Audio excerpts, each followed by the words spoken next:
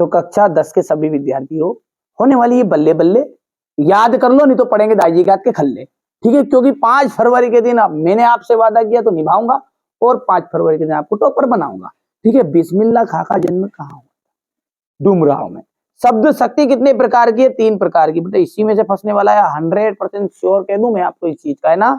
ठीक है, कई सारे बच्चे ना ये फ्रंट पेज देख के जा रहे हैं, भैया मोस्ट इंपोर्टेंट चीजें बता रहा हूँ, मोस्ट इंपोर्टेंट। आप पहली बार 10वीं में हो भैया, ओ इधर सुन लो पहले, इधर ना, आप पहली बार 10वीं में हो, ये हर साल अपन 10वीं पढ़ाते हैं ना, ये रिजल्ट बोलता है, अपन नहीं बोल रहे हैं। ये इतनी अकड़ के इसलिए बात कर रहे हैं क्योंकि हर साल पढ़ाते हैं, ऐसा है ना। यहाँ से देखो आप तो बिल्कुल रीति सिद्ध काव्य धारा आ जाएगा, बिहारी इस काव्य धारक कवि है। तो सूर्यकांत त्रिपाठी निराला की रचना कौन सी है? देखिए, कुकर मुत्ता जो है वो इनमें से उनकी रचना है। रसात्मकम वाक्यम काव्यम, ये परिभाषा विश्वनाथ जी ने दी थी। संधि के कितने भेद होते हैं? 3 होते हैं। झटपट हल्दी पीसकर हमारे घावों पर थोप दी गई, जो बच्चों के घावों पर थोप दी कविता में। ठीक है, तो वही है। कवितावली जो है वो कवितावली हमारे तुलसीदास जी की रचना है। तो यहाँ पर तुलसीदास लिख देते अपन।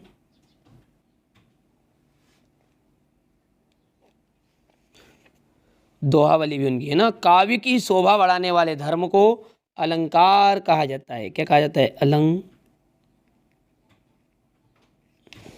समास के प्रकार होते हैं। समास जो है वो 6 प्रकार का होता है। बिस्मिल्लाह खां बालाजी के मंदिर में रोजाना शहनाई बजाते थे, तो यहाँ पर जाएगा बालाजी।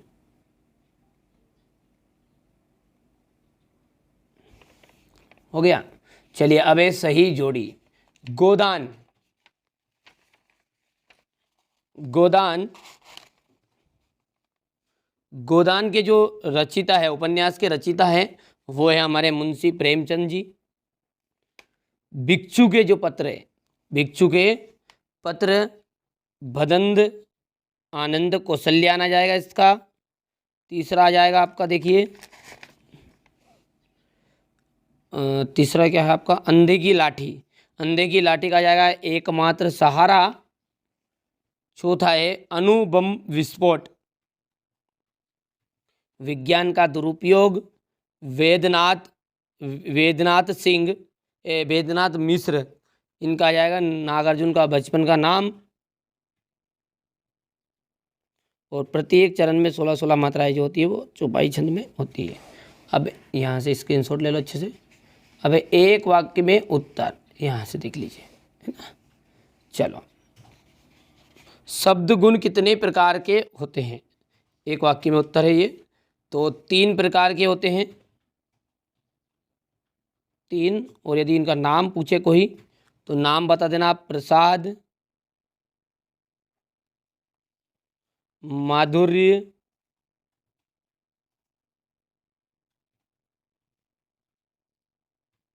और ओज। कोई 2 लोकोक्तियाँ लिखिए। तो कोई 2 अपने को यहाँ पर उदाहरण देने हैं 2 लोकोक्तियों के, यहाँ पर लिख देना आप कोई भी 2। अज्ञे ने हिरोशिमा कविता कहाँ पर बैठकर लिखी? अज्ञे ने हिरोशिमा कविता जो थी रेलगाड़ी में बैठकर लिख दी थी।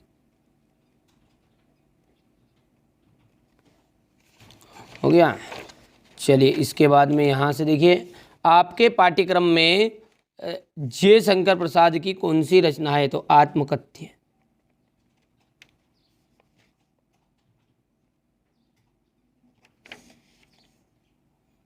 कविता भी लिख सकता आगे। संचारी भावों की संख्या कितनी मानी गई? 33। नाटक में कितने अंक होते हैं? 1 से अधिक अंक होते हैं।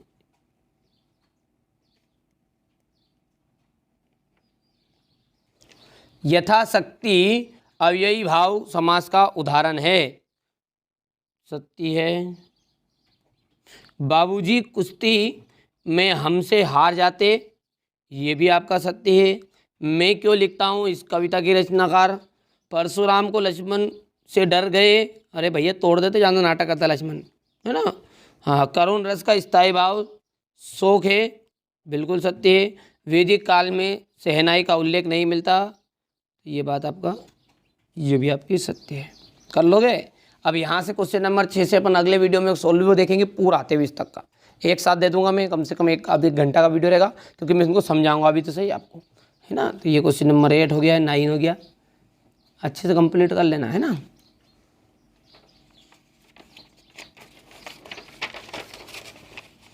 ये क्वेश्चन नंबर 10 है। यहाँ से क्वेश्चन नंबर 11, 12 गोपियों के अनुसार राजा का धर्म क्या होना चाहिए, कवि की आग फाल्गुन की सुंदरता से क्यों नहीं हट रही है। यहाँ से देख सकते हैं क्वेश्चन नंबर ये 15 है, ये 16, 17, ये क्वेश्चन नंबर 18, कहाँ है, थोड़ा सा इधर कर लूँ, हो गया। क्वेश्चन नंबर 19, 20, 21 हो गया। चलिए 21 के बाद में यहाँ से देखिए ये क्वेश्चन नंबर 22, यहाँ से देखिए, इस आत्मकथ्य में लेखिका के पिता रसोई को भटियार खाना क्यों कहकर संबोधित किया, क्योंकि रसोई में काम करने वाली युवतियों की रचनात्मक प्रतिभा जलकर नष्ट हो जाती है। ठीक है, इसके बाद में यहां से देखिएगा, हो गया। आगे की बात करें तो क्वेश्चन नंबर 7 है आपका, हलदार साहब पहले मायूस क्यों हो गए थे। हलदार साहब जो थे वो पहले मायूस क्यों हो गए थे। खेतीबाड़ी से जुड़े ग्रस्त बाल गोविंद भगत अपनी किन किन चारित्रिक विशेषताओं के कारण साधु कहलाते हैं। देखिए, वे ग्रस्त से जुड़े होने के बाद भी भगत जी का आचरण जो था संतों के जैसा था। वे सदैव सत्य बोलते थे, सभी से दो टूक बात करते थे, इनके व्यवहार में कोई छल कपट नहीं था, इसी कारण वो साधु कहलाते थे। ठीक है भाई। अब अगला देखिए, राम वृक्ष बेनीपुरी और यशपाल का साहित्य परिचय है। तो देखिए यहाँ से राम वृक्ष बेनीपुरी की आप जीवन परिचय लिखना है आपको, ये आपको कंप्लीट भले ही नहीं करना, रचनाओं से करना है, आपके पेपर में रचनाओं से ही आएगा। रचनाएं हो गई है, भाषा शैली हो गई है, देखिए भाषा हो गई है, इनकी शैली, फटाफट स्क्रीनशॉट ले लो आप, है ना। बहुत ही सिंपल लैंग्वेज में मैंने लिखवाया है बच्चों से, जो ठीक है बच्चों को कोचिंग में बताता हूँ ना, वही मैं आपको बताता हूँ, है ना। ये अपनी कोचिंग का रिजल्ट है, जैसा कि आप जानते भी होंगे, पहली बार हो तो नहीं जानते होंगे।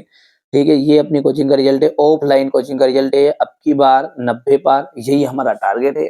और जिन बच्चों को वास्तव में इस मिशन में शामिल होना है, जुड़ सकता है इस चैनल के साथ में, ठीक है। और दोस्तों को भी जरूर जोड़ दीजिएगा, ठीक है भैया।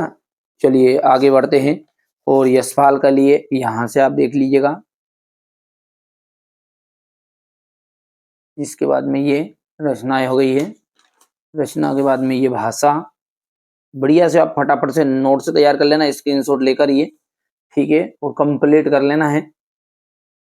और आगे आप आगे आपकी मर्जी, नहीं करो तो, ठीक है। ये साहित्य में स्थान हो गया इतना। चलिए तो यहाँ से अपन क्वेश्चन नंबर अब आगे बढ़ते हैं, और क्वेश्चन नंबर जो 9 है उसमें देख लीजिएगा, आपको ये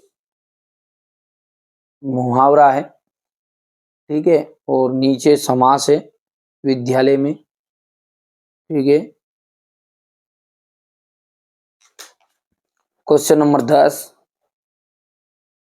ये इसका थोड़ा है।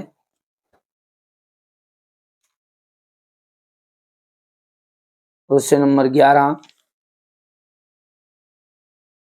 अथवा।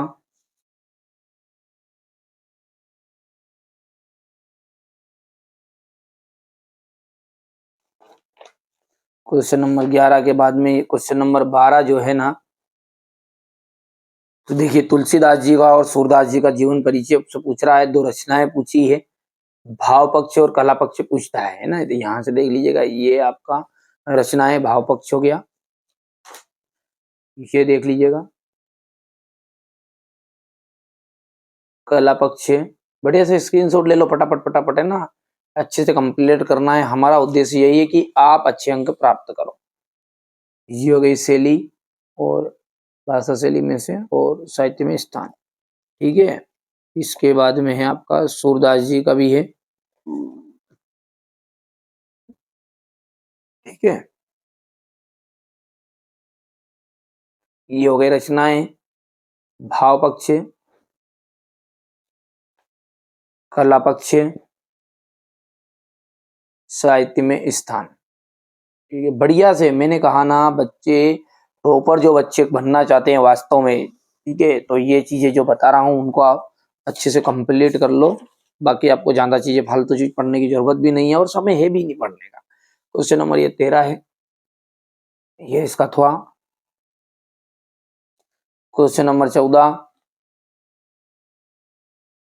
यहाँ से देखिए, उज्जवल गाथा कैसे गाऊं मधुर चांदनी रातों की। ठीक है,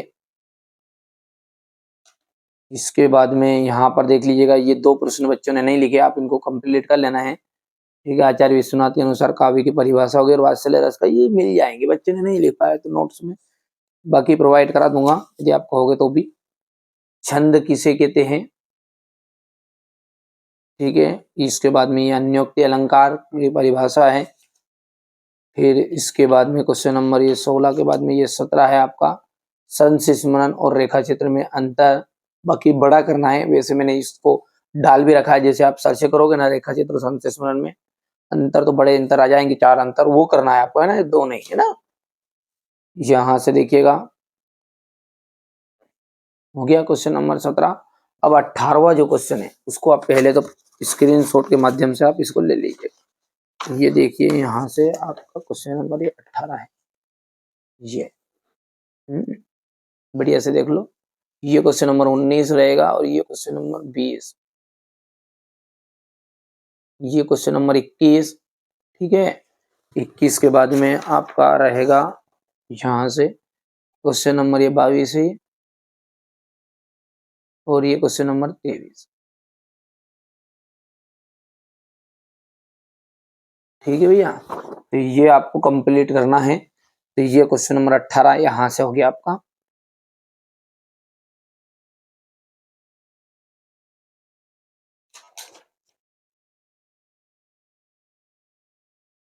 ये यहाँ से, और जो बड़े बड़े क्वेश्चन है इनको मैं आपको सेपरेट वीडियो में समझाऊंगा विषय आरंभ का अलग से, ताकि आप अच्छे से कंप्लीट कर सको।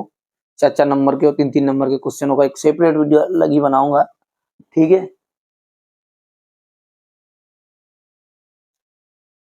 ये यहाँ से संवाद है।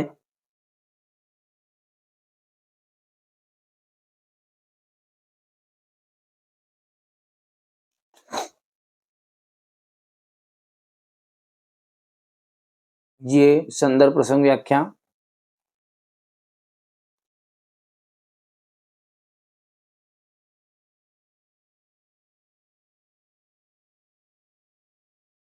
आप तो बढ़िया से कंप्लीट करना है ना।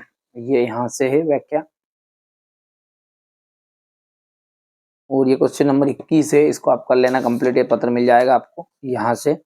ठीक है भैया, तो ये यहाँ तक का आपका हो गया। और क्वेश्चन नंबर जो 22 है उसमें आपका क्या है, निबंध रहेगा। और क्वेश्चन नंबर जो 23 है, देख लीजिए आप, क्वेश्चन नंबर जो 23 है ना, उसमें ये इस तरह का है, तो मैं बता देता हूँ इसको भी आपको।